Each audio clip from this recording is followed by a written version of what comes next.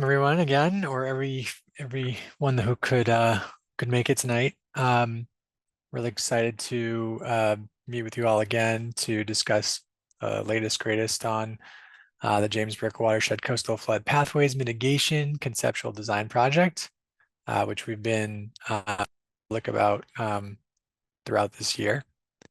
This project is funded by the Office of Coastal Zone Management, a coastal resilience grant, as well as funding from the town.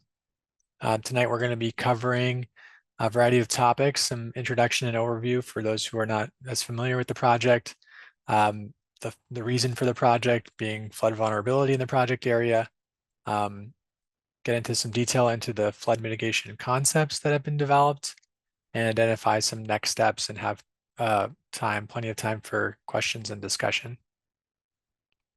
Next slide, please. So tonight, in addition to Montana, you'll be hearing from the consultant team, myself, Nasser Brahim from Woods Hole Group, Robin Seidel, who's the project manager, and Ali Gilmore from Collins Engineer, who's the waterfront infrastructure lead. And actually, if we just go back for a second, so Brian Joyce will be the DPW director and is helping to manage this project. He's unable to join us tonight. Moving forward, Cassandra Thayer, the town planner, is going to be a point of contact for questions about this project. Next slide. So we kicked off in January of this year, performed site investigations, which we talked about in previous meetings, wetlands delineation, geotechnical analysis, really the topographic survey. So really kind of setting the foundation for design analysis, design development. We had a first public meeting in February. Since then, we worked on the preliminary design concepts that we're presenting to you tonight, which we presented previously. We had a site walk in April, basically walked the Captain's Walk and also walked down to Black Horse Lane to look at the two project locations.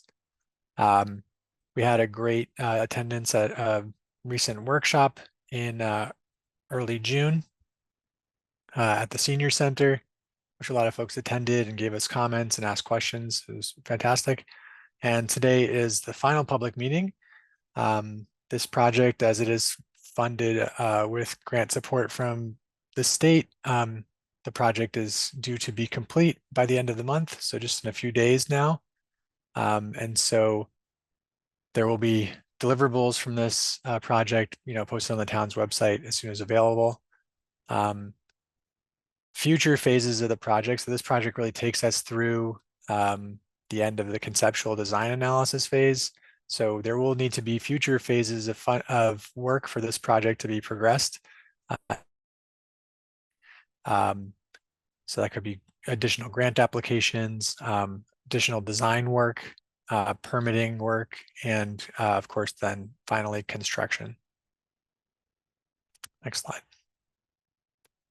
I wanted to just present some key terminology in case you're not familiar with it, so that if we throw these words around, at least you have a reference point for what we're talking about here. So one term is the design flood elevation. So this is the elevation that essentially we're trying to design to. It's based on data from the MCFRM, which you can see here, Massachusetts Coast Flood Risk Model. So this is a model that combines projections for sea level rise, uses really dynamic modeling techniques to evaluate the probability of different storm events and water levels. And then together those water levels, sea level rise, and waves are used to calculate a design flood elevation for a particular timeline. The timeline we're looking at for this project is the 2050, which includes about 2.5 feet of sea level rise. And we're designing for a 1% annual chance event or a 100-year return period event in 2050. So a pretty extreme event. Freeboard, which is an additional amount of height that you might incorporate into a DFE to account for uncertainties. As we're using this Massachusetts Coast Flood Risk Model data and the design flood elevation based on that data, we are not using necessarily the FEMA 100-year flood elevation that you would see on your flood insurance maps. Those data are useful references. They are only based on kind of historic storm events in the past and not forward-looking. They don't incorporate sea level rise, et cetera, but they're flood insurance purposes and for regulating new development. When we talk about elevations, whether it's the ground elevation or the design flood elevation, we're using this common datum, which is the North American vertical datum of 1988. So this is a standard elevation that is used for a lot of public projects. It's also the same datum that's used in your FEMA flood maps. So you may be familiar with some of these elevations. It's good to use a consistent datum. That way we are comparing apples to apples when talking about elevations. And then finally, we may use the term tie-in. So the concept here is that in some places we may have like a low-lying waterfront area that we're needing to elevate through different engineering approaches. And we want to meet that design flood elevation consistently across the waterfront to prevent water from going around whatever the intervention is that we're designing. And so we're going to try to tie in to that existing ground elevation at the design flood elevation. So these are locations where we're going to connect into existing land or sometimes existing structures. Next slide. So just hopefully a quick overview of flood vulnerability in the project area. The vulnerability in the lower James Brook watershed was mapped as part of a previously funded CZM coastal resilience grant project with the town. These maps are showing you present day flood risk. The colors are the annual probability that water will get to these places. So the extent, for example, in the light green color, that's the 1% annual chance probability. So similar to or equivalent to your 100-year return period. So you can see that in the present day that there's a low point where water can come from the Gulf, basically along Black Horse Lane and then over Summer Street and into Jacobs Meadow and into the watershed. You can also see in the yellow color, the 0.5% chance or the 200-year return period that we can see the possibility for water to cross the waterfront at Elm Street and Border Street at the inner harbor of Cohasset, and also flood the lower James Brook watershed. And at that design level, at that return period, you can see that the impacts go, west of South Main Street and even south of Spring Street. So more extensive flooding in that less lower probability, rarer, more extreme event. I do want to caution also that in these maps, flooding that's shown west of South Main Street may be underrepresented, and that's because there are a number of culverts that connect under South Main Street or under Cohasset Village to other areas further upstream. So there could be more flooding than what we're showing you upstream. We're currently working with the town on a model, a flood model that would actually also account for those structures and the interconnection between areas upstream and downstream of South Main Street. Next slide, you can see the color shift. So where we were previously maybe looking at the 1% in light green, now you can see that the light purple or the 10% or the annual chance event or a 10-year flood event in the 2030 time horizon could cause similar impacts, slightly greater impacts. So we're sort of having this step change jump from 1% to 10%. And you can see now in that light green, that future 1% flood that, flooding can impact Elm Street, cut off access to the water treatment plant, also affect areas around South Main Street. And in more extreme events, you can see vulnerability of the Cohasset Village to overland flooding. Next slide, please. In 2050, again, another step change here. We're seeing between a 100% and a 50% chance of flooding impacting those same areas. So that's a 1 or 2 year return period event, meaning something that would happen every year, every other year on average. So in the 2050 time horizon, this is really what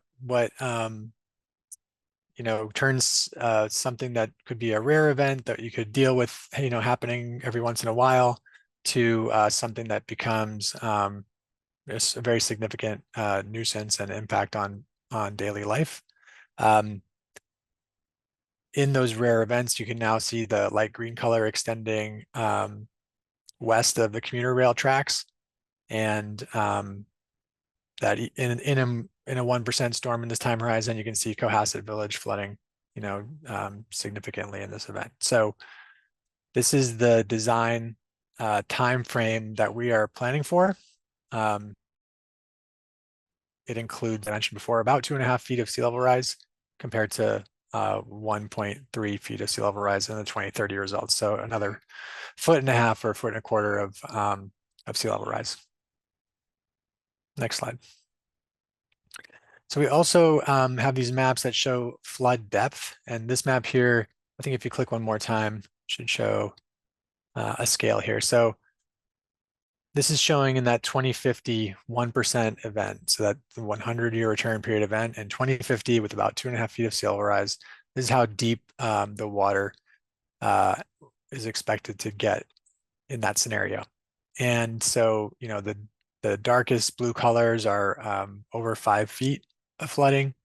You can see, areas along Elm Street and Border Street are, reaching that 4 feet to 5 feet of depth range.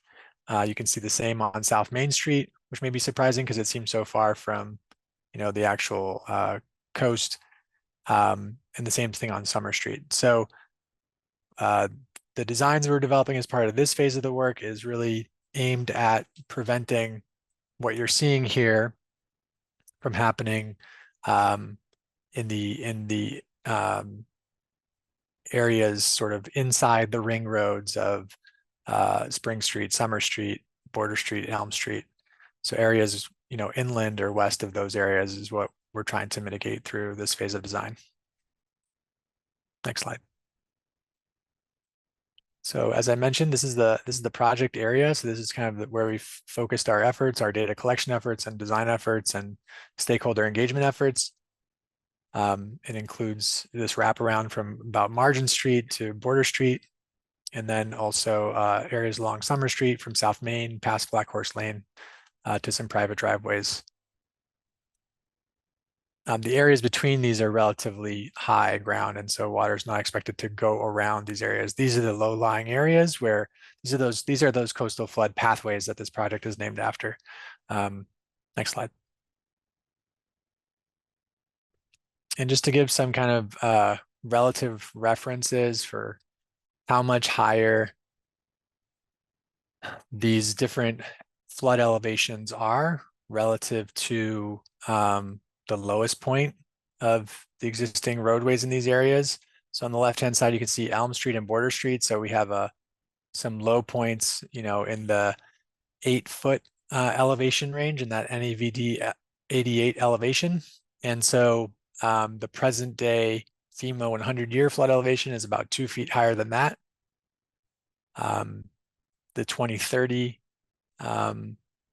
design flood elevation is 3 feet higher than that. And the 2050 design flood elevation sort of at the waterfront where there are waves is about 5 feet higher than that. So, it could be a substantial, this is basically a elevation gap that we are trying to fill. And the extent of that impact is, should be no greater than 5 feet. Of course, our intention is not to just, put a 5-foot wall somewhere, but to hide and mitigate the visual and aesthetic and functional impacts of elevation that we're trying to design into the landscape here to the maximum extent possible. And you can see above there's the 2070 DFE number. So, even though we're designing for a pretty high rate of sea level rise, which, may not happen as quickly as 2050, but should happen no sooner than 2050. Sea level is not expected to stop rising. It's expected to continue rising. And so there's an additional 2 feet of difference between what we're designing for and what could be that kind of 1% return, very extreme event in the 2070 time horizon. On the Summer Street side in Black Horse Lane, so we're further back from the coast here, so we don't have that additional impact from waves. And so you can see that the flood elevations are all a bit lower by about a foot. But the lowest point is also lower. So the lowest point is around between 6 and 7 feet, NAVD 88. The current FEMA flood elevation is about 1.5 feet higher than that. Another foot to the 2030, another 2 feet to the 2050. So in total, again, around 5 feet, 5.5 feet to get to that 2050 DFE. And then 2070 again, another 2 feet. Sorry. Thanks. And I'll pass it on to Robin to talk about the flood mitigation concepts, next steps. As we've talked about already, the culmination of this project is really the development of these feasible concepts to carry on into the next phase of work. So we've been using engagement throughout this process in a few ways. Really, we're using it as a testing ground to see which formats are working for community members as we are looking to have this community engagement process inform other ongoing efforts within the town. So the community engagement process we have undertaken has included different formats such as hybrid, in-person, open houses, site walks. And we've tested them at different times of the day to see what would work best for community members to attend. This is our only virtual meeting of the project, all virtual, which is why we're recording it, just because we know this is a tough time for people to attend with dinner. But as I mentioned, we're testing out times and formats. And so at the site walk and the open house a few weeks ago, we collected a lot of different feedback from the community on different concepts and ideas that we've been mulling around to inform the next steps of this process. So what we're looking for today is hoping that you can share. We'll see if we'll be able to take folks off mute in between each option, but if not, please put it in the Q&A and we'll read it out and answer it. And going forward, as we mentioned, Cassandra will be the point of contact to provide feedback on this project. All the materials will be posted on the website. And so while the concepts we show today are the final concepts for this phase of the project, being that the project is ending this week, this phase of the project is ending this week, we're going to be noting all of your feedback today, and that will be included in the deliverables of this work to inform the next phase of the work. So please don't feel like what we're showing you today is final. We're actually going to be showing you several different options we've been thinking about. And what we're looking for is feedback from you to help us guide what actually might happen and what could be funded in the future. So some of the feedback we've collected have been about considering different solutions to, we had been initially planning to do long-term flooding only and developing concepts for that, but we did hear feedback about considering some near-term options as well. So you'll see today a near-term option for each project area, and then long-term options for flooding. We've also heard that people are looking for some safety improvements, particularly for pedestrians, considering the historic aesthetic of the town and introducing more amenities in some ways, such as the captain's walk, bench seating, and plantings into the design as we're doing this work. So we incorporated all of this feedback into our design goals as well. And so some of our design goals for this project are to further develop the previous phase concept designs to mitigate long-term coastal flooding, to identify coastal resilience strategies that are feasible, consider the historic and aesthetic resources of the area, and develop and design with sensitivity to a lot of the existing parking needs, the emergency vehicle operations that need to use this way to get to different parts of town, residential properties, and minimizing the impacts to the extent possible, and pedestrian safety. So we'll start with concept one. And like I said, we'll try to stop after each one, and hopefully we'll be able to take a couple questions if we can unmute people. And if not, again, please leave us Q&A. We'll be posting all of this on the website. But concept one is really just looking at elevating the roadway in this area where it connects Summer, Border, and Elm Street to elevation 10.3. With this elevation, we're protecting against present day flood risk identified through the FEMA flood maps to the 100-year storm. And that elevation that we'd be protecting to is 10 feet NAVD 88. That's just bringing the roadway up in this area anywhere from a few inches to about 1.5 feet. Some elements to note, and we'll show a couple more visuals to help you understand some of the concepts that we're describing here. When I'm talking about roadway elevation, we're talking about elevating over your existing roadway, making some improvements to the pedestrian walkways in this area, and some parking changes, minor parking changes. To give a good understanding, and I know that section elevations are not easy for everyone to read, so I just wanted to highlight a couple of items here. The red area that you're seeing highlighted on this section elevation, that is where the flood protection essentially is through the minor elevation of this roadway. Something that I wanted to note is I mentioned sidewalk improvements. So on this edge of the roadway, which is, I'm thinking like the western side of the road. So if you're looking, it's I'm not sure if you can see my screen or my cursor, but if you can, it's over right in this area. There are some older existing buildings, and in the next phase, we're going to recommend evaluating these buildings a little bit more, but we didn't want to touch them or change the way that they are working. So we left an existing sidewalk at the same elevation that it's at.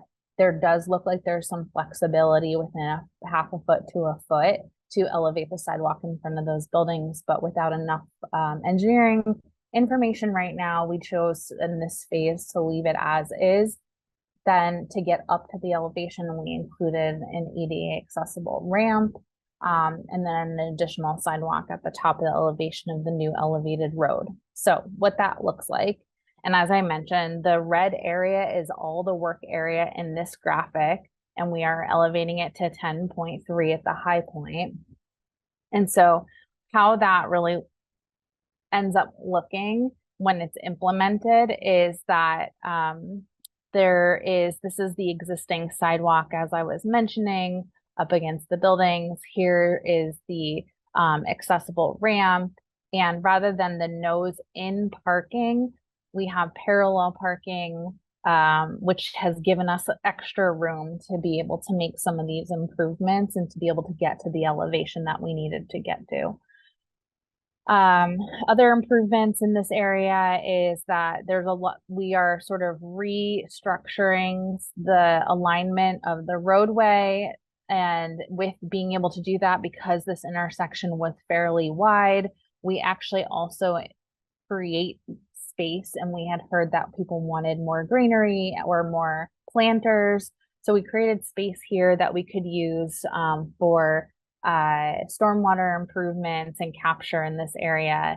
with the additional elevation of the roadway, we'll be able to hopefully capture and treat some of that runoff. Same thing over here with this smaller grass strip.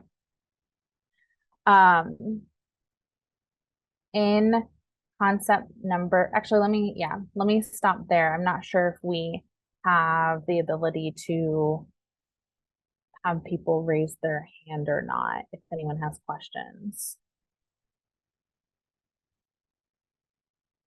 Audience members should be able to raise their hand, and I can allow you to speak. Oh, good. Susan has her hand raised. Okay, there we go. Now you can hear me? We can hear you. Okay. So just wondering if there's if the parking goes to parallel parking there. I know that the parking for the condo, all the new places is supposed to be underneath those places, but the VFW is an important cultural asset to the town, and those people, some of them aren't so great in walking distance. So it'd be nice to have a lot of really good accessible parking for them to keep that institution as a vital part of the community. That's a great note. Thank you so much for that. We're actually intending for some of these spots right here to be ADA accessible spots. They're a little wider. That's why they have this sort of like protected spot, but we can, in our drawings, we can note that with some blue just so it's clear, and we'll note that in our memo. Yeah, and I'm not sure that all of them have, handicap plates. They just might be able to walk, but not walk a long distance. Yep. We're trying to minimize how much impact we have here on the parking, because I know it's really tight, and we definitely heard feedback from both sides of no more parking and more parking. So we're definitely trying to navigate that by not increasing or decreasing as much as we can.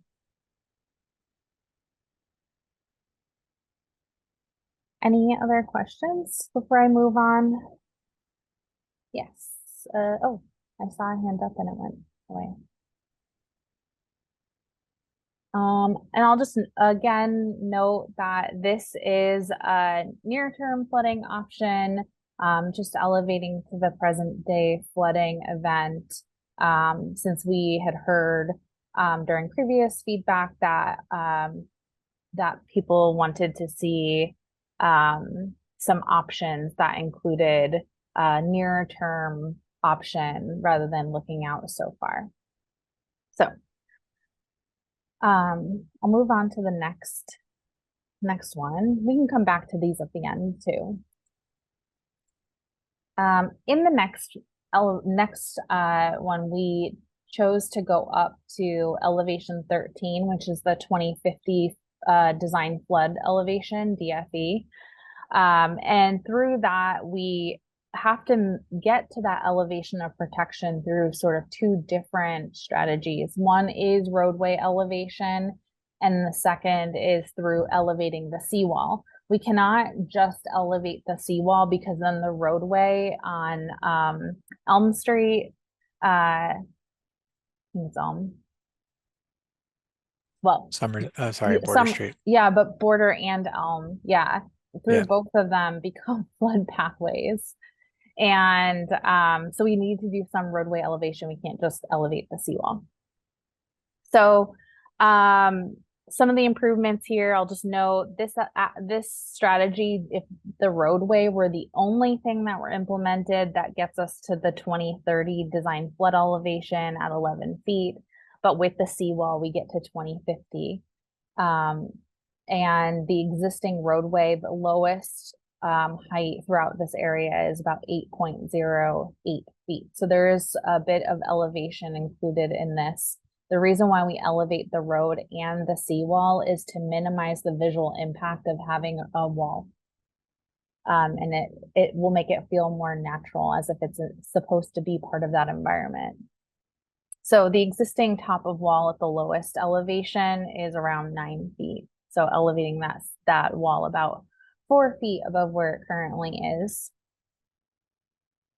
And to give you some another view, another section, And I won't linger on these too long, but again, the red is showing the areas of improvement for flood protection. So elevating the road, we can get up with the same strategy we were demonstrating before with an accessible ramp. We can get up a little bit higher. And then in the seawall and elevating that over here. And so showing another view here. This is along the existing, right now, this is just informal parking up against the existing seawall with a very sort of like dashed path. With this strategy, we were able to look at the road, minimize the lanes a little bit to be able to make enough room to formalize parking between the existing utility poles and also include a 5-foot side, like safety sidewalk, since we had also heard that people were concerned about pedestrian safety, particularly in this stretch of roadway. And then additionally, an elevation of the seawall. And this is what that looks like. The proposal for that looks like. We had I'll just note, we had heard from a few people about the utility poles and relocating or grounding them. And so we have a few options in our drawing package that we'll be showing that provides 2 different options, one that puts them underground and this one slightly resets them from their current position. So I'll stop here. Does anyone in the audience have any questions?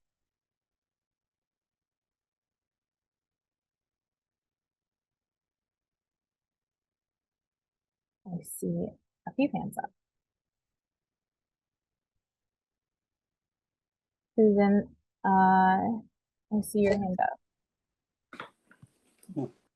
Or Hugh, whoever's first. I'm not sure who got unmuted first.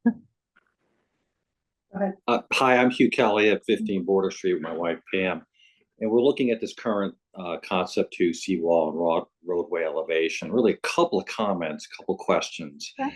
I guess the first thing is where are you getting the land? Where are you expecting to basically get additional land, unless you're going into the harbor to basically do this? Expand the road. Yeah, that's a great question. We're not going in this version. In the next version, you're going to see that we do go into the harbor through cantilever captain's walk. But in this option, we looked at the existing roadways and information that we had gotten from our survey and sized the lanes in to standards like that you can use in a thoroughfare like this. And then also with the parking, and the lanes were wide enough that we were able to pull a little bit of land, gain a little space by realigning the actual lanes. But this option is not going on to private. It's not going into the private property or like taking road or taking space away from private property. There's one, I'm going to note this though, because I'm not sure if this is your property. If I go back to this for a second. Right here, at this point, the road is going up high and this house sits up higher. And so in order for that to work, it doesn't make the road higher than the home or the majority of the yard, but there's a little bit of regrading right here to match the road. That would probably need to occur to implement something. But as I mentioned, these are early concepts and we're starting this process. And the next phase will be working with property owners who will be impacted by this to refine these details and come up with a solution that's acceptable for everyone. Great. Follow-up question, if I may. Sure. Yep. You know, one of the things, I know this is a process and there's going to be a number of iterations of it, but kind of living down here on the harbor for many years, we've seen a lot of different water events. And I think one thing that's pretty consistent with, certainly with us and many of our neighbors, is the ledge issue. Many of us, Cohasset's well known for having a lot of ledge, a lot of rock. And I think one of the things that we have seen is this natural flow of water from the ledges into the harbor. It's been going on for millenniums, I'm sure. And one of the things that we just want to be very clear about, and also be very, understand the dynamics of it, is if the road is raised too much, the concern is we're going to have very persistent, very systemic flooding on the other side and create almost a semi-pond dynamic for many of us, and pooling of water into our basement. So that's one thing we wanted to make sure we were very clear about, the concern of a number of us, and would love to hear what your thoughts are in terms of mitigating that issue, knowing that there are going to be significant floodings potentially in the future. By raising this too high, we will have significant flooding today, tomorrow, the next day. So I'd be curious your thoughts on it. Yeah, absolutely. We're very sensitive to that since we've talked about it at the previous meeting. So we're conscious to not try to elevate the roadway higher than people's properties on that side. So the water should still naturally shed. And if anything, through the development of this, perhaps there's stormwater mitigation strategies that can help better direct the water to the harbor than the way it's running off right now. And what would be some of those options? Go ahead, Nasser. I think what. Oh, go ahead. Sure. Yeah. No. I think what Robin's referring to there is sort of the stormwater, just roadway stormwater infrastructure, at least in areas like this and some of the other parts. But I think our coastal engineering consultant, Allie Gilmore, I think could respond in terms of the seawall design, how it's designed to allow for sort of the natural seepage to continue. Yeah, so, as you had stated, bedrock in this area is particularly high. So there's not a lot of storage capacity that we have just based on the soils that are in the area. But one thing that we do try to incorporate in our seawall design is to be able to, we install these drains, they're called weep drains. And it's basically just a small little outlet pipe that goes right through the seawall. And the whole purpose of them is to be able to allow water that, in the event that the seawall is overtopped, the water kind of has a pathway that it can sort of seep down in and drain through the wall. So it's not going to end up building up on the inside of the flood protection structure. It also allows the groundwater to have an exit point. So the improvements to the seawall, are not going to stop that. If anything, may improve the groundwater from being able to get out. And I think the design also includes some tide inflow protection for at those weep drains as well, so that we don't have as sea levels rising or otherwise that there's lessened impact on groundwater levels landward of the seawall. Yep, exactly. It just kind of allows, it's pretty much a one-way flow system. So it allows water that's trapped behind the wall to have a route to escape. But it doesn't allow water that, coming from the tide to be able to kind of backflow up into the area behind the wall. I'm sorry, I'm trying to be understanding of this. It's Pam Kelly. And how are you going to prevent backflow during a surge, if you will, of a flood, with regard to having that sort of a impervious or a channel for, let's say our property to be able to flow into the harbor? But if we have a flood, then that flood water, to me, would certainly be able to weep back into our property. I don't understand how the process would work. Maybe you can clarify that for me. Sure. So essentially the weep drains have a one-way, it's called a flap gate valve at the end of the pipe. And that pretty much just only allows the water from the inside to be able to drain out. So during a storm event, when the surge comes up, the hydrostatic pressure, the pressure of the water rising puts a force on that flap gate that doesn't allow water to be able to kind of flow out into the harbor, or sorry, flow from the harbor into the pipe and back sort of behind the wall. But what ends up happening is we kind of have While the tide is at its higher state when the outlet of the pipe is submerged, it kind of serves as a detention basin where the water will sort of seep down in, gather behind the wall, and then when the tide recedes, it allows the flap gate to open again, and that water can kind of flow back out. So I guess there is a small restriction if the tide is high. That's the only time that it wouldn't be operating, but it is designed so that it only allows for one-way flow, and that the water from the harbor can't backflow into the pipe and sort of flood the area behind the wall. Interesting. Thank you. Sure. Thanks. Susan had a hand up next.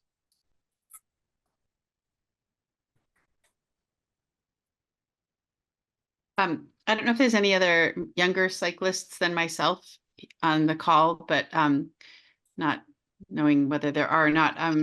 I'm basically a big kid. I love to ride my bike down to activities on the harbor, and I think biking to the harbor is one of the best ways that we can meet our goal, the Harbor Committee Harbor Plan's goal of connecting the village to the harbor front. Biking is, I mean, the harbor is really used a lot in the summer, and in those seasons, biking is great.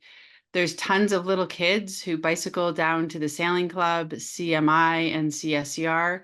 They are of varying cycling abilities, and there's people like Pan Mass Challenge type cyclists who also come this direction, both to go on longer routes or to come to these sites. So I know that for me, I really have appreciated the fact that there was a flexible sidewalk there, in that if I feel like avoiding cars, I can avoid the cars by being toward the sidewalk. And if there's a baby carriage on the sidewalk, I dip off the sidewalk and come back into the road and, go against the cars. So the flexibility of being able to avoid pedestrians and baby carriages, and for people who are learning to bike, they're happier less on the road, but they also don't really have a right to be on the sidewalk and running over baby carriages. So I've always preferred the way that the sidewalk is beveled at this point compared to a hard-edged concrete curb, because I just see that and I think of my ankles rubbing up against that curb if I'm trying to get away from somebody. Just a thought.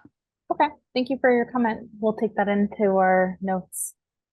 And yeah, and feel free to try to reach out to some of the younger cyclists. I don't know if there's a Cohasset bicycle advisory committee, but I don't want to be at the head of it, but I'm until there is, I'm happy to share my personal experience. Oop. Definitely, thank you. And Ted. Yeah, hi, thank you for the presentation. It's great. I had a couple questions, and I know I'm a little late to this process, but I want to make sure that you guys are evaluating, again, kind of to Pam Hughes' questions about what's happening behind the harbor, and other points of entry for water from the ocean and also rainwater.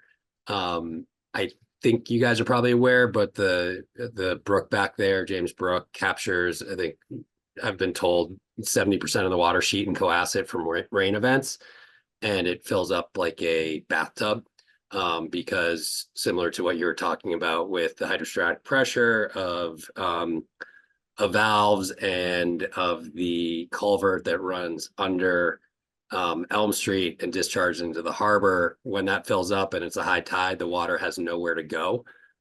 So that water level gets very high. And then you also have a point of entry on the Border Street Bridge that I don't think this really accounts for, because it backfeeds around Black Horse Lane, which I know was on one of your earlier slides, that's an area that we've all witnessed increased flooding.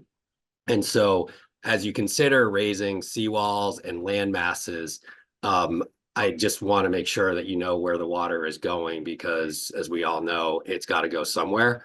So unless you're raising everything in Cohasset, it's going to continue to penetrate and get in areas that are vulnerable. So how are you addressing those two that I just brought up?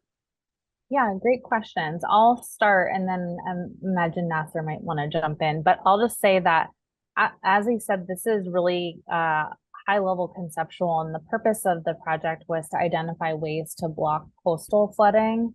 But I really do imagine the next phase of this project, whichever of these strategies ends up moving forward, if there's additional funding becomes available, that H&H model, a hydrologic model would be developed to actually understand some of the stormwater flows.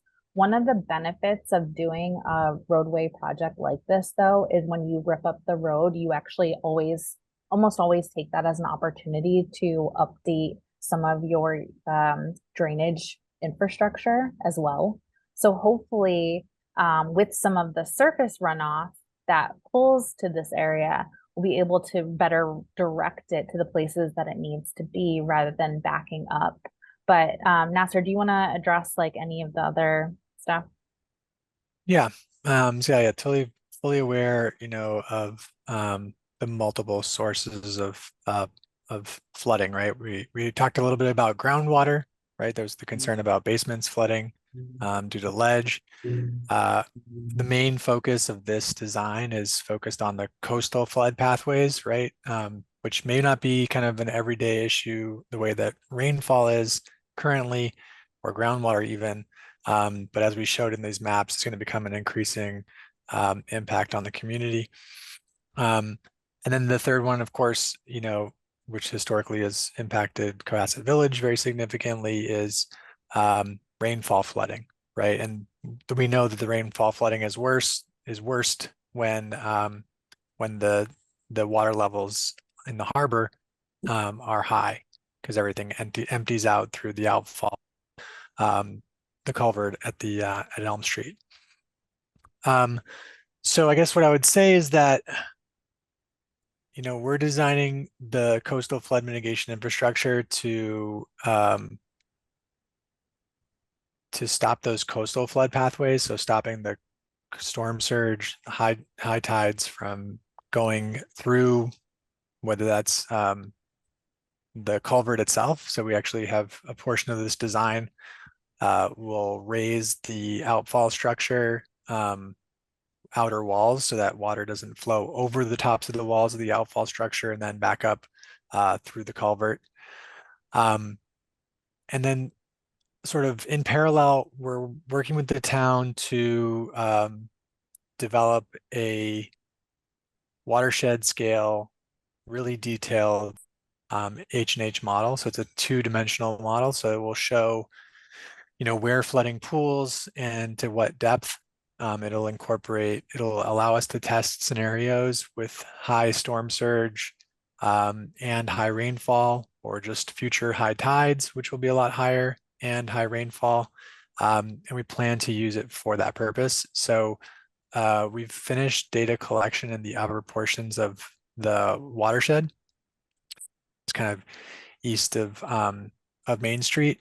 Sorry, west of Main Street. We had previously already collected data on this other parts east of Main Street. So we've been out there surveying James Brook itself all the way up to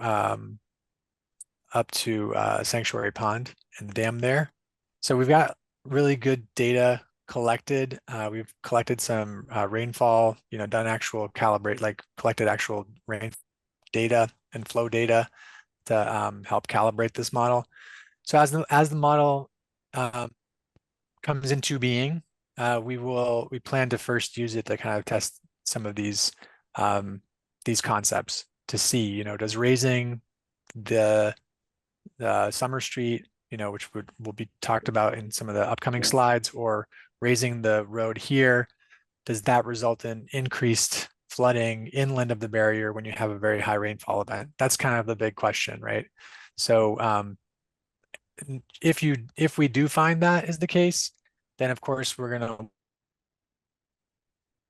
additional measures to mitigate that flooding. And the town has studied, I think is back in 2008 or 2009, created a flood control master plan for the James Brook watershed. So there's already a handful of concepts that range from sort of small green infrastructure to larger kind of natural retention areas, in the watershed further upstream. and also included something like a pump station that would help to pump against those high tides out of Jacobs Meadow and into the harbor. So all of those kinds of options can be tested using this model and will be going forward. The pump station, I think, and again, just seeing it getting worse over time and seeing it being much worse with that culvert and that tide gate. I think you've got to figure out a way to get water out of that area when you have a high tide and a significant rainstorm at the same time. So I'm happy to hear that you'll be thinking about all of that, because again, what's happening in front of the seawall is very different than what's happening behind it. And again, I would also encourage you to look at the Border Street Bridge as a vulnerable point of water entry that it's a back door to this entire area. Yeah, we did look at that as a potential alternative location for siting, coastal flood mitigation infrastructure. But due to the sensitivity of all the salt marsh that's in the Gulf River watershed estuary, the permitting requirements, the permitting constraints to doing something like that are really significant. And then also, even if we were to put like a massive tide gate structure on that bridge to prevent water from going up the Gulf in very extreme events, if over in Situate, if the cobble berm that they have on the waterfront there, if that fails during that event that we're designing for, then water's going to come in through the back door. So those options were considered and kind of set aside as being both extremely expensive, very permitting wise, and then also depending on the actions of others. Great. And just on your models, do they take into account the fact when you raise sort of areas that can't be penetrated, that water mass is forced elsewhere, so it effectively raises the water levels generally? Does it take so it does include the physical processes that would highlight if that were to occur. Okay. So it doesn't assume a constant level based on, no, it's not like a bathtub or something like that. It's not just, it's a very dynamic hydrodynamic model. So we did evaluate that as part of the previous phase when we were considering these different alternatives, including the tide gate, or surge gate at the Border Street Bridge. And what we found is that these strategies, because of the relatively small scale of the interventions relative to the gigantic Atlantic Ocean and the storms that can cause massive storm surge, that the displacement is not even measurable. It's a bit different when we're talking about displacement of a riverine floodplain, right? Like there's a certain amount of rainfall that's going to come, right? And it's got to go somewhere. And so if you fill up one place, that raindrop goes somewhere else, right? But with coastal flooding, the ocean is sort of, you can think of it as like an endless supply of water. So it's going to reach the elevation that it reaches, regardless of what you do. And it's possible, like on massive scales, that you might displace water. But in this particular example, for the community, we did evaluate that, and we did not find it to be. There were no externalities on neighboring properties. And that includes wind-driven increases in sea level as well during those events. Yeah, I mean, so the model includes a coupled sort of storm surge model and a wave model. So it would, which is called SWAN, but so it would give us a general sense. We would see if wave heights were increasing massively somewhere else, and we didn't see that. But what it doesn't do is it doesn't like measure the impact of, let's say, a wave reflecting off a seawall, and sending a larger wave back out into the harbor. So there's different kinds of calculations that we can do to estimate the impact of that and to see how far, those types of impacts are. So it doesn't measure the very fine scale impact of wave reflection on adjacent seawalls, for example, from raising a seawall, but it does, it would show us if wave heights were increasing, generally in the harbor because of putting up these structures. Okay, and then just one last question on that. If a lot of these storms are caused by northeast winds, So, and I live on the Gulf River, so I see it, and the water comes in and can't get out, and at low tide because the wind is pushing. And when I say can't get out, it does obviously deplete, but not at its normal level. On the next high tide, it builds up even more and even more on these multi-tidal storms. So that would suggest to me that the water can't recede and it's largely driven by the wind. Is there any truth to that observation? Because when the wind is out of a different direction, the tide in the Gulf drains a lot quicker and does escape. Yeah. Yeah, those types of dynamics are built into the model. And just as an example, for our evaluation previously, we modeled a tropical storm that sort of produced these sort of design flood elevations that we're talking about in this project. We ran a tropical storm because that came as, it was the closest match with the number that we were looking at. In that scenario, the tropical storm produced water levels, meaning storm surge, that met that 1% kind of flood elevation for 2050, but only in the inner harbor. It wasn't a long enough storm for it to push enough water up the Gulf for us to see flooding coming around the backside. So we ran a different storm, which was a nor'easter, which produced water levels that were a little bit higher, just because each one of these storms that we run is a little bit different, right? That's just the nature of storms. So it produced water levels that were a little bit higher, but because it was a nor'easter, because it hung around for multiple, tide cycles, it was able to get, to that higher flood elevation in the Gulf. So your observation is, confirmed by the model. well-founded. Great. Thank you very much. I appreciate it. No problem. Thanks for your All right. questions. Yeah, thank you, everyone. Those were great. Let me move on because I know it's getting a little late. So the next option is really similar to the one we just talked about. So I'm not sure if there will be more questions or maybe there'll just be more comments about this. Something that we had heard was the desire to have a captain's walk or a new place for people to walk because that area right now is so tight along the street here. So it's essentially the same option, except in this option, we've cantilevered a 5-foot walkway over the new seawall. And then further down, as it gets closer to this wharf here, it connects in and it gets a little bit wider. So I'll show you a little bit of what that looks like.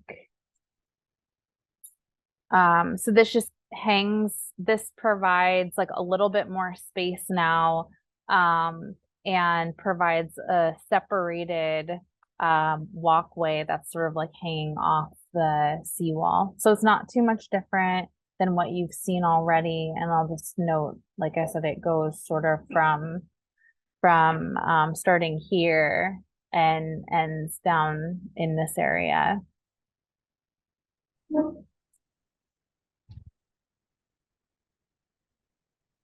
Any questions? And this is not, I mean, we've looked at this as an option, but as I said, like this is an early process. We actually, Ali, I don't know if you wanted to add any more information to this version, since I know it was something that you have looked at even more and done some preliminary concepts for. Sure. I'll basically just kind of add that sort of the reason of why we switched from a braced harbor walk to pile supported. We sort of picked the kind of the delineation point based on some of the wetland resources that are there. Trying to make sure that we're not installing piles within the coastal marsh and the coastal beach. So kind of where the marsh ends, it's about halfway down the seawall. And that's sort of where our harbor walk changes from a brace to a pile supported. And again, one of the benefits with having piles, although it does have kind of some adverse environmental impacts compared to the braced harbor walk, it does provide a lot more opportunity to sort of widen the harbor walk and give a lot more space for sort of public amenities.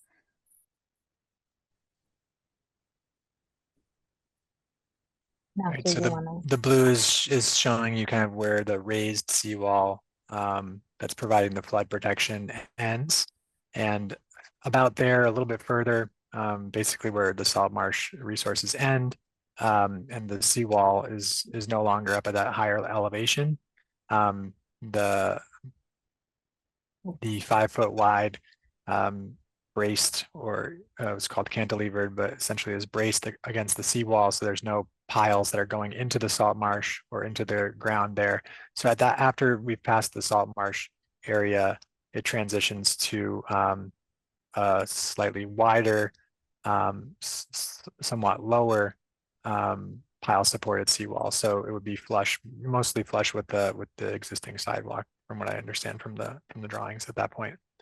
So in the first section where we have a raised seawall, the walkway would be higher than the existing grade, right, on the roadway. So you'd be kind of up a little bit higher. You'd have a little bit in more interesting perspective. The sidewalk that was proposed in the other concept, I think is still incorporated into this. So you'd still be able to get out of your car and walk safely, to wherever your destination is along the roadway. But if you're kind of a person that's kind of going through the area, or maybe you're fishing at high tide, or bird watching or watching boats, etc., you could be on this cantilevered boardwalk, which would, again, also, to the previous commenter, I think, who talked about biking, can just provide more space for pedestrians to use this and to be separate from one another.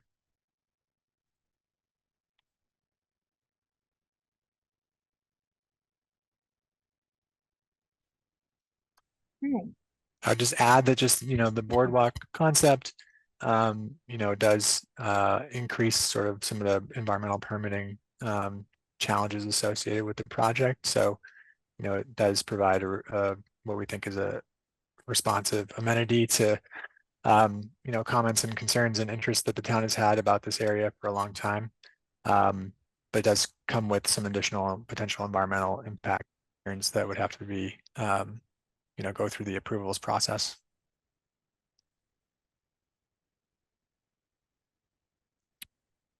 And I see a few hands up. I would just add one more thing, which is that, some concerns have been raised about putting in a storm event sort of on the water side. When you look at the existing FEMA maps, or even when we look at our flood projections, this portion of the harbor, sort of east of Lawrence, or west of Lawrence Wharf, north of Lawrence Wharf, is not in the velocity zone. So it's actually in an area that is more sheltered from waves, just due to the topography of the harbor and the existing breakwater. And so it is, if you're going to put it anywhere along this section of the shoreline, this is one of the safer places to do it. For the portion of the boardwalk that's, up at elevation 13, it's pretty high, and would be, again, above any kind of conditions we could expect, in the lifetime of a wood boardwalk structure. We have some hands raised. Good. Hugh, free feel, sorry, free feel to ask your question. Oh, great, You're great. unmuted. All right, thank you. So just to confirm, currently, just so we have a baseline, currently Border Street is about 8 feet. In the proposal for the last one we just saw, the third proposal was 12.5. Just want to confirm that, because that's a pretty big discrepancy. It's not actually, the lowest spot of the street is 8 feet, but it really goes between 10 and, I think in this part of the roadway, it's already 10 feet. So really it's just getting elevated 2.5 to 3 feet, 2.5 more feet for the roadway, 3 feet for the seawall through this stretch. And we looked at, adjacent grades and people's properties to try to fit that transition in at a natural, so it feels more natural. Just a comment, if I may make it, I understand you guys are very professional and do a wonderful job, have a great reputation. But as I look at a scope of a project like this, very often, as been discussed by a number of people, there's some unintended consequences. And if I heard earlier, everybody's familiar with the FEMA data, but that's backward looking, and firms like yours are more forward looking and do projections. I guess in something of this nature, and we appreciate the data that you're bringing to us, but the question is, if we have 2 or 3 different inputs, would the data be that much different? Historically, based on your experiences working with peer type companies that look at the same data, but maybe come up with very different outcomes, which would have a very material impact in terms of what one would suggest to do on the harbor and different parts of the community. Just an observation and a question. I don't have the answer. I was curious what you folks thought. Yeah, I think Very awesome. I think 5 years ago, if you had asked that question, I would have said yes. Like every firm is using different numbers, different assumptions, et cetera, to plan and design for future coastal flooding risks, different sea level rise projections, et cetera, et cetera. The data that we're using from the Massachusetts Coast Flood Risk Model, it has some baked in assumptions, right? And the biggest one of those is how much sea level rise is going to happen. The projections that we're using are the numbers that the state has sort of adopted for planning purposes and for design purposes, including for its own infrastructure design guidelines. Those design guidelines, these numbers that we're using, this Massachusetts Coast Flood Risk Model is baked into environmental review processes at the state level. So any major project that has to go through the Massachusetts Environmental Policy Act review process, which is like basically any of the state agencies gets to review your project before you go ahead with your other permits. You're required to analyze the risks to your project site or your proposed design against these numbers. So, I think basically at this point, everybody's using very similar data, similar numbers. They are based on, projections, the high projections of sea level rise. So if we were to instead follow the state also publishes, using the same kind of methodology, they publish an intermediate sea level rise scenario, an intermediate high, and a high. So if we were to follow the lowest of those, which is the intermediate sea level rise scenario, all it would do is basically push the time that it takes us to get the amount of sea level rise that are baked into our numbers. It pushes it out 20 to 30 years. So when we say 2050, that's with high sea level rise. If sea level rise follows an intermediate curve that the state has published, then instead of 2050, that same number gets reached in about 2070. And when we say 2070, that number gets reached in 2100. So it does is kind of extends the life of the infrastructure. So if you're designing for a more extreme sea level rise case, I guess the negative part of it is that maybe you spend a little bit more money, maybe you over design things for the first 10 to 20 years of what you're going to experience, but your design doesn't have to be completely overhauled. Instead of 30 years, it's 50 years, right? So it's just basically the life of the infrastructure, reduce the frequency with which you have to do the next round of adaptation, or become more comfortable with living with these types of coastal flooding risks. Thank you. Sure. Thanks a lot. Mike, you have your hand raised.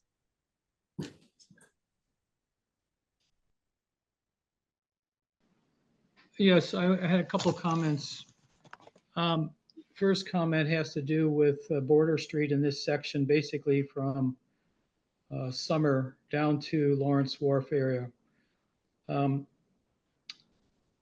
survey that was done 2 years ago was utilizing topographic information, nothing to do with sea level rise, etc.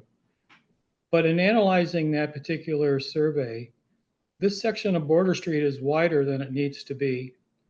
And if you evaluate the actual dimensions from the home's edge of the road to the seawall, you can find that basically with a 24-foot wide road or a 22-foot wide road, you can have 8 feet of parking and an 8-foot sidewalk inside the seawall.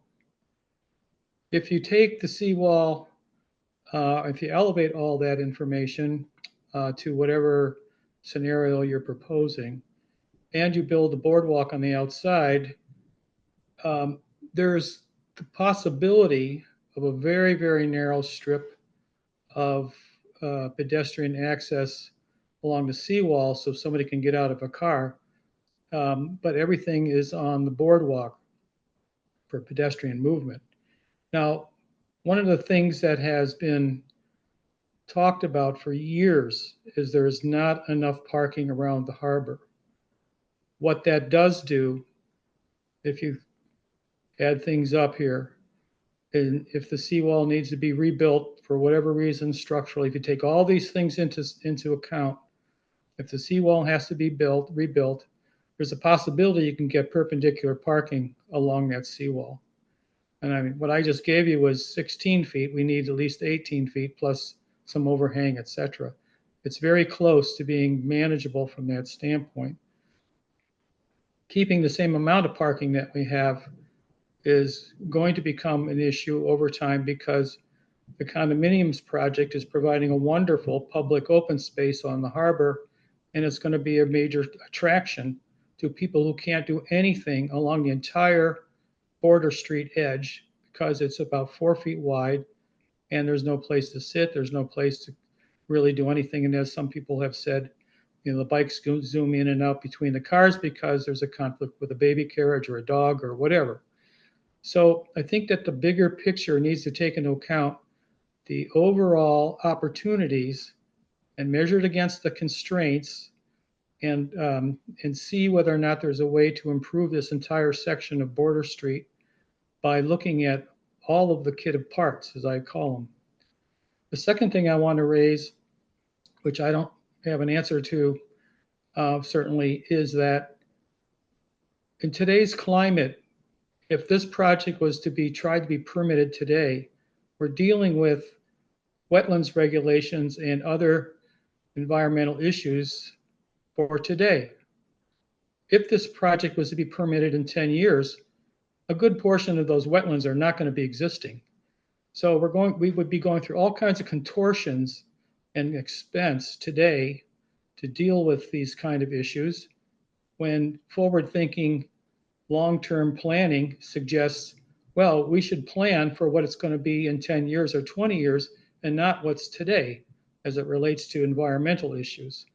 Now, that's a whole different can of worms relative to the state having come to recognize that as a viable option.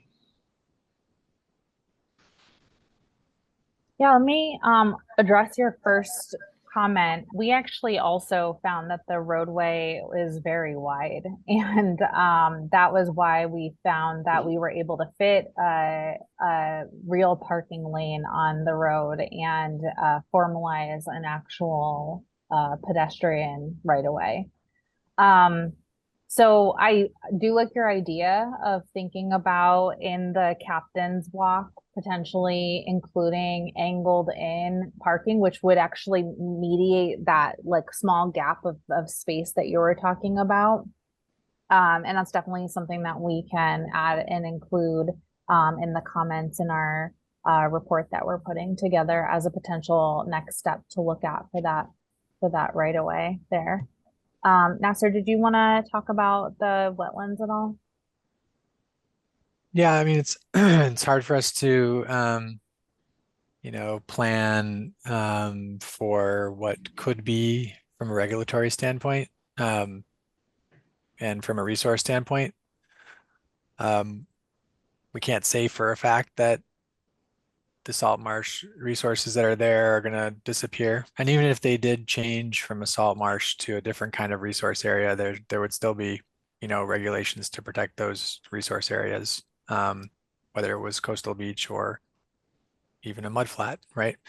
So I don't think that regulations are going to sort of disappear. because I don't think natural resources will disappear. They will just simply transition to different types of resource areas.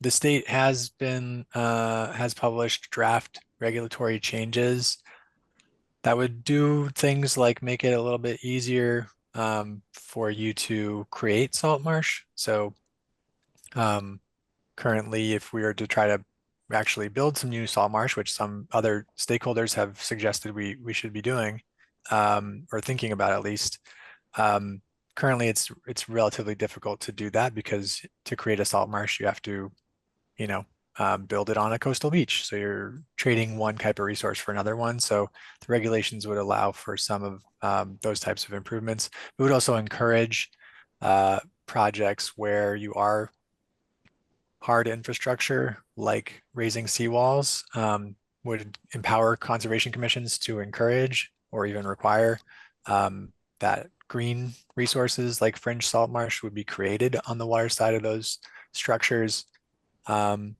And in some ways, it could make it more difficult to do aspects of projects like this. So, while we might think that resources will disappear or that regulations will loosen in the future, they could actually tighten in the future because as resources become more scarce, there may be a greater impetus to protect what is left. Ways it's hard. We can imagine a lot of different scenarios. We have to kind of plan for what's on the books currently. And I don't think these designs, we made some efforts to minimize and avoid impacts to natural resources. There are some that provide some extra public benefit, including waterfront access, like with this boardwalk, that have some environmental impacts that would have to be, you'd have to see if you could get it through the permitting process. All right, let's move forward. I think we have a couple more to show you. So moving up Summer Street to the intersection with Black Horse Lane, one of the areas here, this is also low, and we did hear a lot that this is the most common place that you're seeing flooding in this area up here. So we have looked at also in this area sort of super elevating the roadway and adding in some small retaining walls to help direct flow or block the flow of water. So what that is sort of looking like here is this sort of super elevation of the roadway. So just a very minor modification. It doesn't need to go up very much in this area. And I don't have a rendering of that because the change is so minimal that you actually can't see it in the rendering. So it wouldn't be helpful. But another version of that, which I'll show you in a moment, which is a sort of more exaggerated version, is also elevating the roadway and elevating some of these walls a little bit more. And potentially it would be great to be able to put in a berm. There's some space for something like that to have a more natural feature, and I'll show you what that looks like. But this berm, I should note, can also be replaced by a fairly small wall. I know wall is a sort of scary word for some people, so I'll show you what we've done to try to mitigate that. We've, as I mentioned, there's just a little bit of elevation that could occur. And so this is what that kind of looks like. And so getting up to, this is actually elevation 12, my mistake, elevating some walls to 12. And then here is the berm in the background, just highlighting those for you so you can sort of see what that might look like. And let me go back to that. We thought that the visual language, and you can kind of see some of the elevation in the roadway here. The visual language of this wall we thought would be a good fit for the area because something you often see throughout the area are sort of these stone walls. Now these are stone walls that secretly have concrete in them because they're flood walls. But they function and look just the same. And then a berm back here if we had space to be able to add in a more natural approach to to elevating here. Any questions on this one? And I'll mention and be very transparent. We're still working through finalizing these concepts, as I said, and this one is a little bit further behind in like finalization than the waterfront options. This area, fortunately, is less complicated. There are fewer properties. There are properties on this side of the street that are pretty close to the roadway, but there happen to be like good opportunities and space that it wouldn't really impact people's properties very much. And hopefully would be able to create some features that help to enhance them. Nasser, did you want to add something? No, just open for questions, I think. Okay, yeah, sounds good. Anyone have any questions Oh, I here? did want to note just that the concept 4 is also that near-term design. It doesn't Yes, meet the yes, same. thank you. I'm It sort sorry. of matches up with concept 1, which is sort of again a Yeah. near-term design meeting the present day FEMA flood elevation. So it's this other, the walls and the berm are designed to meet that long-term 2050 flood elevation. Yes, thank you. Yeah, that's a really good point. This is a near-term option, and that's why we don't have, like I said, I don't have a rendering of it because it has very minimal impacts. It's a sort of a resurfacing of the road exercise. And you wouldn't really see anything different than you see today. But in the future condition, it changes a little bit when we start to needing to add in some elevation mixed with a little bit of walls and then an opportunity to add in more natural features like berms.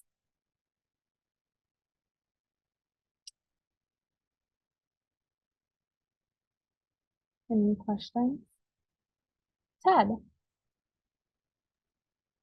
Hi again. Hi. Are these walls to protect the road infrastructure or the homes? Well, it'll protect the road infrastructure and by proxy the homes on this side, but I think it's really yeah. to provide regional flood protection. So yeah. These are used for obviously people's daily lives, but also for emergency response. The wastewater treatment plant and associated infrastructure that's in Jacobs Meadow would also be protected by this infrastructure. This would save the need to do a lot more costly and less sort of broadly socially economically beneficial improvements. Like if you had to adapt the wastewater treatment plant on its own site versus doing these things that protect the treatment plant but also protect Cohasset Village, the roadway network, save some stress off the commuter rail infrastructure that's also there. So this is a pathway to the commuter rail? This is a flood pathway, to all those areas that we showed previously in the flood maps in the beginning of this presentation. So, everything, South Main Street, Cohasset Village, Elm Street, the front door of, the fire and police station, the wastewater treatment plant, And Border again, Street. the point of entry on this Summer is the Street. Gulf River Bridge.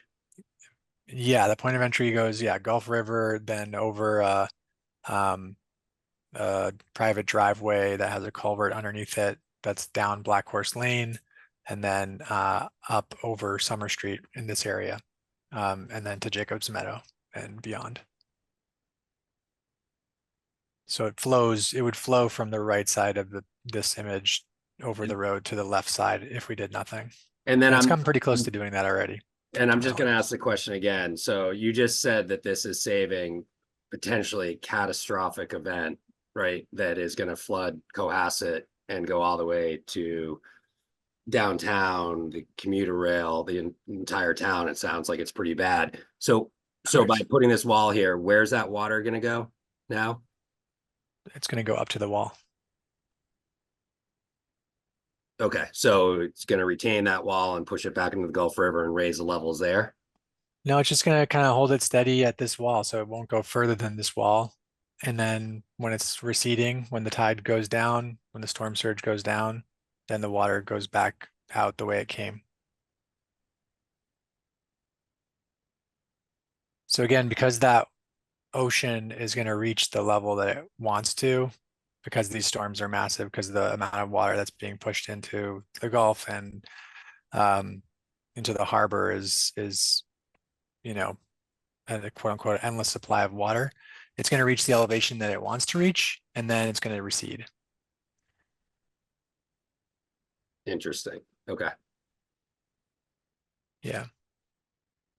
Pretty consistent with, you know, results of this type of analysis in other places across Massachusetts. I've yet to see a project where the amount of displacement is, you know, such that it's going to raise water levels in the areas around it.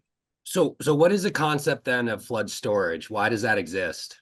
Flood storage is really like a riverine flooding concept, right? And you could think about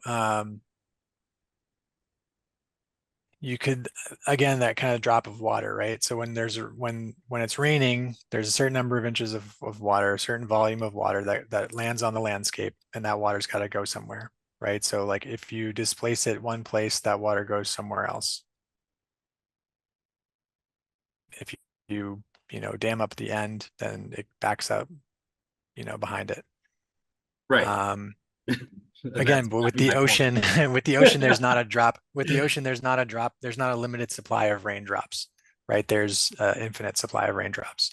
So basically, it floods where it's low. It floods the low elevation areas up to the point that the storm peaks out, and then it goes down.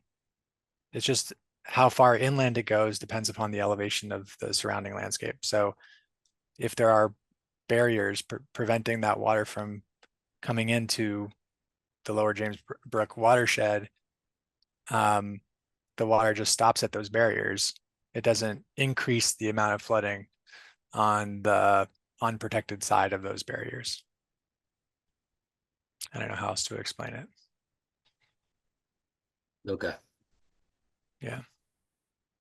So, you know, displacing like, again, my concern, which we're going to, you know, check out, you know, we're going to verify or analyze with this rainfall model, is that, you know, these barriers, like if Jacob's Meadow were to fill up and start to overflow its banks, that these barriers would prevent that water from getting out, right? And would make it so that the water levels on the left side of this image in front of these homes around Jacob's Meadow goes higher.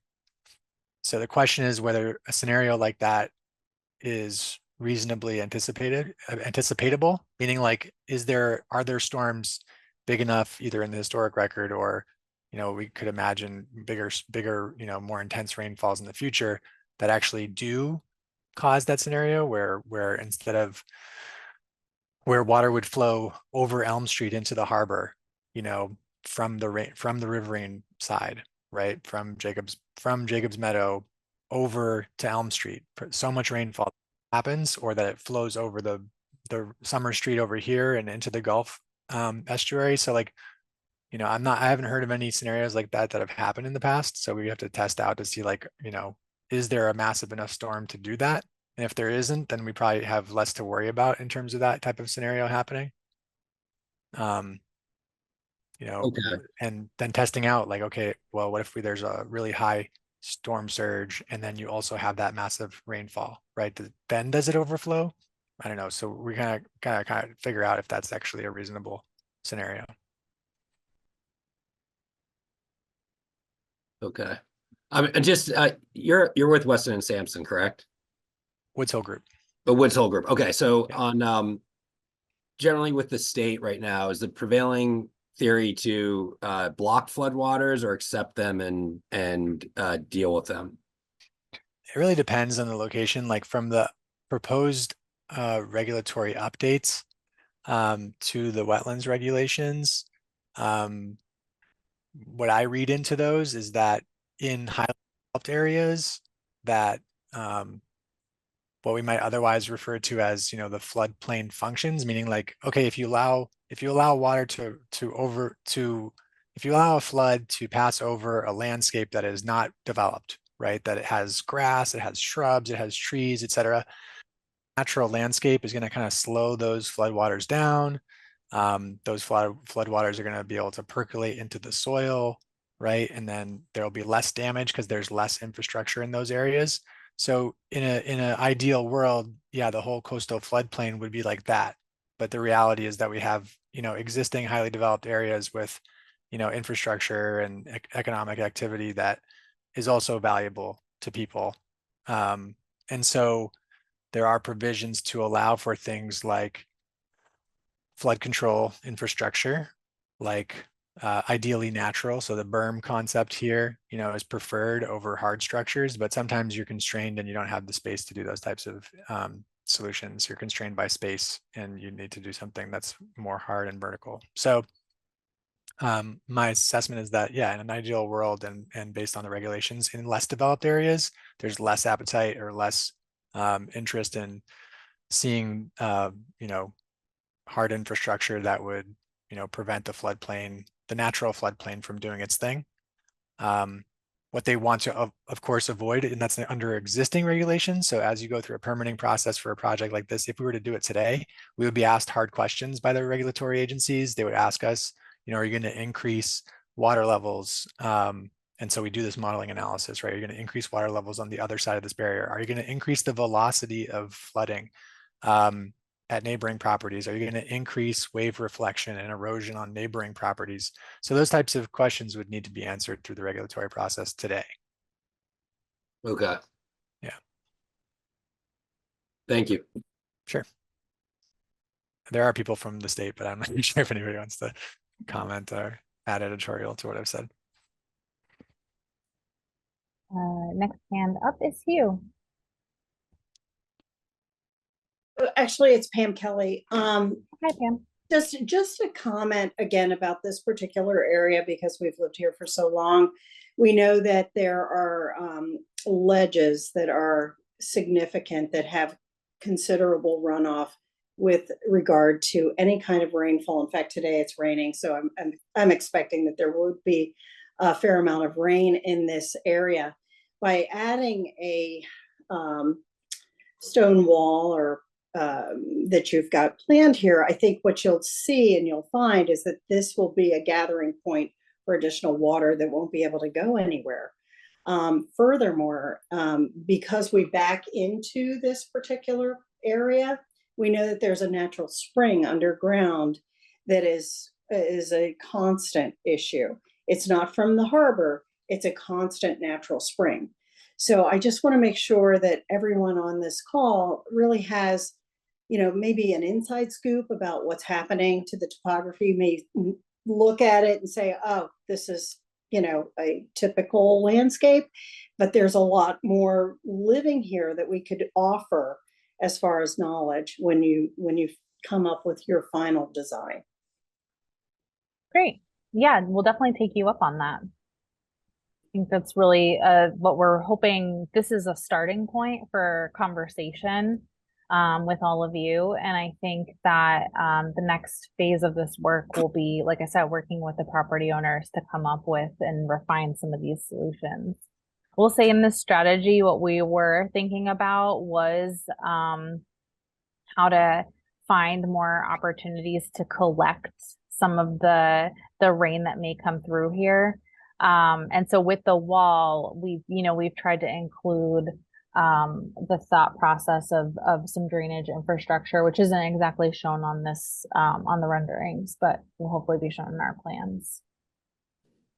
Thank Yeah, you. but we hear you about groundwater, and we know that like in our current climate, like the most common cause of, you know, basement flooding, which is a huge, I know because I have it in my own house and I live on the top of a hill, you know, is you know, groundwater. You know, I live in a community that has ledge also, and I know how frustrating that can be. It's just yeah, it's something that should definitely be considered. in the design because we obviously don't want to exacerbate an existing groundwater issue. We haven't gotten to that stage of evaluating, how to do that or where it's needed. So yeah, we definitely appreciate those comments. I would just say that, even I'm not sure that that there are regional scale solutions to existing groundwater based flooding. It's sort of something that probably will get worse with sea level rise in coastal areas that have, certain types of geology. There was a study in Plymouth, I think, about, the effect of sea level rise on groundwater levels and water supply. So it's definitely an emerging area of study. Thank you very much. Thank you for your comments. So we're getting to the end. I just wanted to, as we mentioned, this is really just the starting point. We wanted to give some ideas out there to the community to start thinking about. We're finalizing drawings, renderings, some cost estimates for some of the work. We're doing a little bit of permitting analysis, and we'll be putting out a report that summarizes all of this. We are going to take your feedback that we received today, and we'll also include that in our engagement memo that we'll be submitting. And the next step of this is to take these concepts and start going out to try to find more money, more grant funding, to start really evaluating a lot of the more technical issues that a lot of you brought up today. So we're hoping that's where we're headed with these ideas. And that's really all we have for this evening. Appreciate you sticking with us, and especially with the Zoom link issue. But we're happy to stick around for a couple more minutes and answer any additional questions. Thank you, everyone. Yeah, like Robin said, we'll stick around. We'll keep it open for about 10-ish more minutes. But thank you again. And I just want to reiterate that this recording will be posted in the next 48 hours on the Cohasset YouTube channel, as well as the planning department on the Cohasset webpage.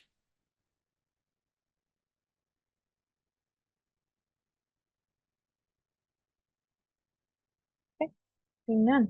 I'll just mention one more time. This is not your only opportunity to leave comments either. We actually, do we put Cassandra's email at the beginning of this presentation? They can email me and it will be forwarded to her. Yeah, Perfect. so anything can go to me too.